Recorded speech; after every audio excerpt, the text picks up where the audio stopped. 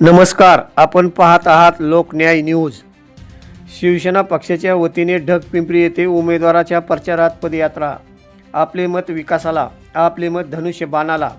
आज ढगपिंपरी येथे जिल्हा परिषद व पंचायत समिती निवडणुकीच्या अनुषंगाने परांडाभोव वाशिम मतदारसंघाचे लोकप्रिय आमदार माजी मंत्री प्राध्यापक डॉक्टर तानाजीराव सावंत साहेब यांच्या मार्गदर्शनाखाली ढगपिंपरी येथे शिवसेना पक्षाच्या वतीने जिल्हा परिषद गटातील उमेदवार सौ अनिता मालिंग राऊत व पंचायत समिती लोणी गणातील उमेदवार रेखा गुलाब शिंदे, पंचायत समिती वडनेर गणाचे उमेदवार अर्चना अण्णासाहेब जाधव यांच्या प्रचारार्थ पदयात्रा काढण्यात आली। यावेळी मतदाराशी भेट घेत आपले मत विकासाला, आपले मत धनुष्यबाणाला द्या अशी साथ मतदारांना घालण्यात आली।